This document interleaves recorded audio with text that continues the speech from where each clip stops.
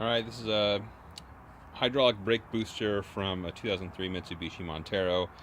Pretty common on all Gen 3 Monteros, which would be 2001 to 2006 in the US, and then they made them other places. They stopped selling the US. But anyway, the issue is that this motor, instead of being vacuum actuated, this motor spins and creates the boost that allows the brakes to operate.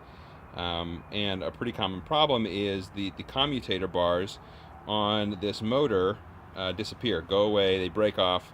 And I'm not sure if you'll be able to see if I can get this into focus, but there is actually a lot of galling on the edge of that commutator, which means that the brushes aren't hitting really well, and it just, there's also all this dust inside the housing.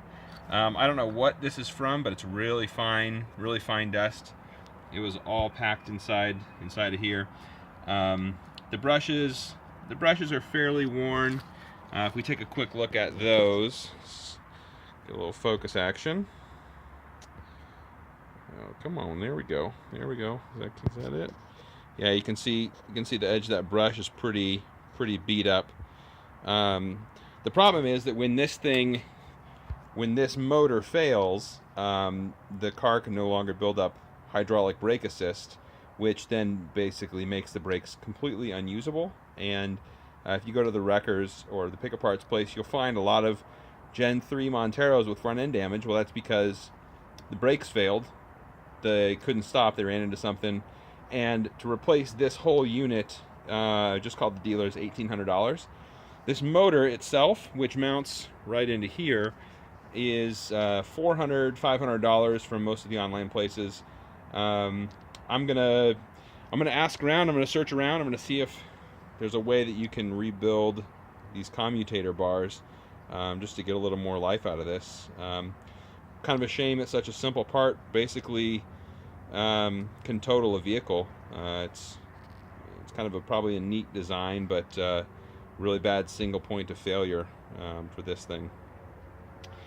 One thing you want to watch out for is that inside the housing, down in there is actually a small little piece of metal, a little retaining spring that just pushes on the motor and just kind of holds it in place a little bit. That's something you want to watch out for. Take another quick look at this. Yeah. So the brushes aren't completely toast, but you know they've seen a lot of life, seen better days. And actually, I just plugged the motor up, connected it to a battery. It ran. I let it stop. It ran a second time. I let it stop, and then the third time it wouldn't start back up again because the brushes were right up against one of the places where there were no commutator bars anymore. So, all right. Hope I can fix it.